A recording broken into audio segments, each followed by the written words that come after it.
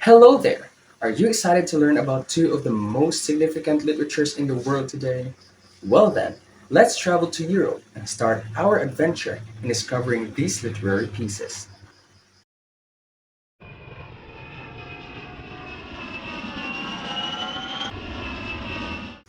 This is our first destination, Rome. Here, we will discuss the Aeneid, an epic poem of Virgil who was an ancient Roman poet born around 70 BCE. He has written notable works, but the Aeneid was his most famous and enduring one. Did you know that Virgil's dying wish was to burn the manuscript of the Aeneid? Luckily, Augustus, the emperor, kept it. Now back to our adventure.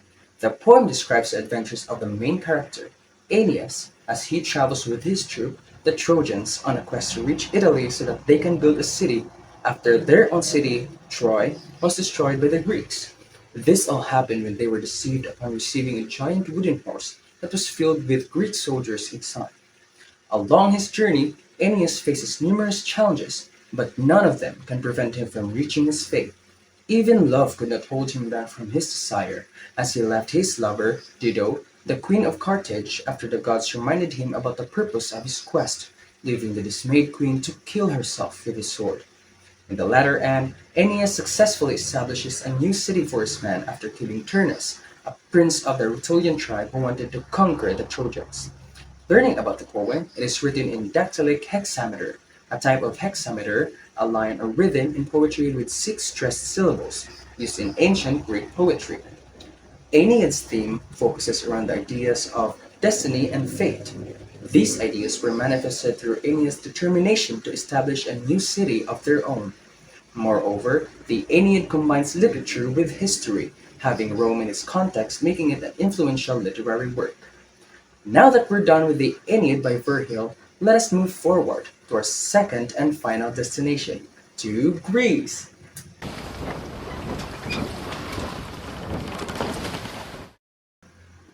This time, we will talk about another well-known literature, the Odyssey by Homer.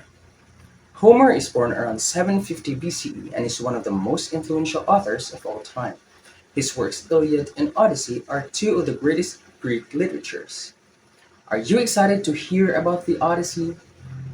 I'm glad you are! The Odyssey by Homer is an epic poem about Odysseus' 10-year struggle returning home after the Trojan War.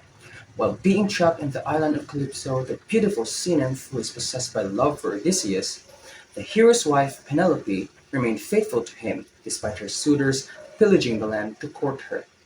Odysseus' son Telemachus wanted to kill all the suitors, but couldn't find the courage to do so since he does not have the experience in battle. With the help of the goddess Athena, Telemachus voyaged to meet two kings who might know where his father is and if he is still alive. On the other hand, Calypso was convinced by the goddess Athena to let Odysseus build a raft and flee from the island. Sooner, Telemachus was reunited with his father after Odysseus went to his faithful swineherd, Eumaeus, pretending to be a beggar. The father and son initiated a plan to kill the suitors and banish them from their land forever. They arrived at their land and Odysseus continued to pretend to be a beggar, and Penelope suspects him to be his long-lost husband. She then puts her suitors to the test, an archery contest where they must string Odysseus' bow and shoot an arrow through a row of 12 axes, a feat only Odysseus have done. With all the suitors failing, Odyssey finally reveals his identity as he shoots an arrow through a row of 12 axes.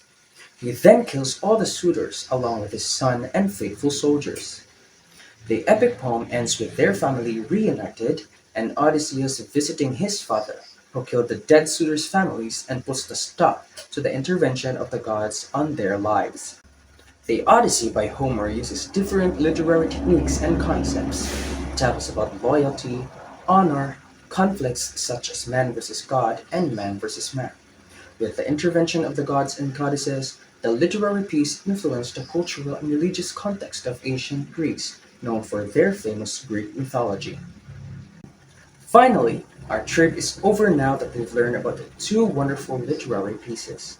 Let's head back to our place. As we get back home, let me inspire you with how wonderful these two literary works are.